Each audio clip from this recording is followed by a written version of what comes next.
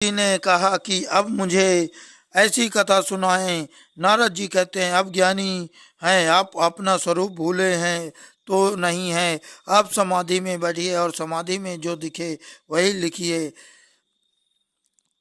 वही मूर्ख इंद्रियों का अंतर्मूर्ख करने से समाधि ईश्वर से समीप पहुंचाती है। ईश्वर के साथ एक होना ही समाधि है। ईश्वर में लीन होना ही समाधि है। नारद जी जब तक ना मिले नारायण का दर्शन होता है नहीं है। संसार में आने के बाद यह जीव अपने स्वरूप को भूलता है। कोई संत कृपा करे तब जीव को अपने स्वरूप का भान कराते हैं। व्यास नारायण को भी नारद जी की जरूरत पड़ी थी। इसके बाद नारद जी ब्रह्मलोक में सिधार गए। व्यास जी ने प्राणायाम से दृष्टि अंतर्मुख की। वहां हृदय गुफा में बाल कृष्ण के दर्शन हुए।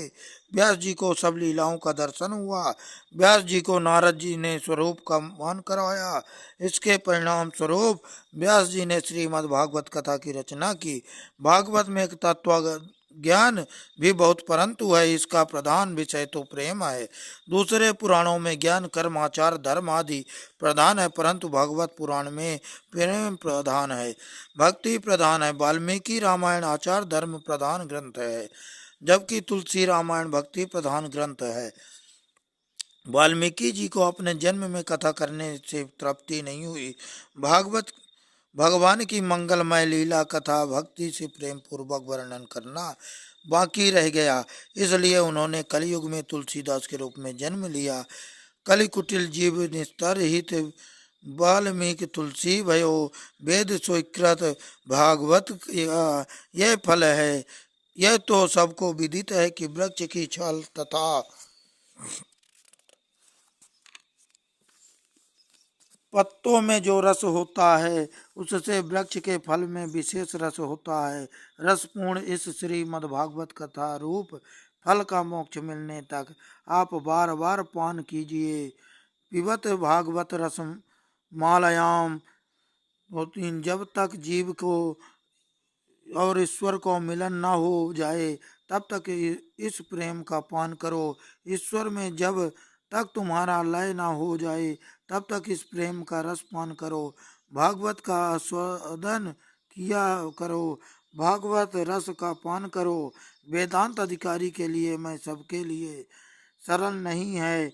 वेदांत त्याग की आज्ञा करता है। वेदांत कहता है कि सर्व का त्याग करके भगवान के पीछे पड़ो, जबकि संसारियों के से कुछ छूटता नहीं है।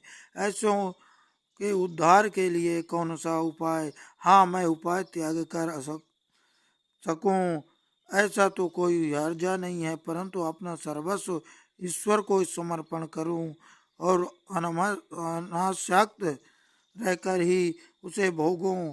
अभ्यास जी ने ब्रह्म सूत्र बनाया, योग दर्शन कर पर भाष्य रचा, परंतु उनको लगा कि कलयुग के मानव भोग परायण होंगे और उसी कारण से उनसे इस योग में प्रवृत्ति नहीं हो सकेगी। उनके लिए करुणा करके यह भागवत शास्त्र रचा। परीक्षित को निमित्त बनाकर संसार में फंसे लोगों के लिए व्यास जी ने यह भागवत की कथा की है। भागवत खासकर संसारियों के लिए यह है। इस भागवत पुराण में संसारियों पर करुणा के कारण सुखदेव जी ने वर्णन किया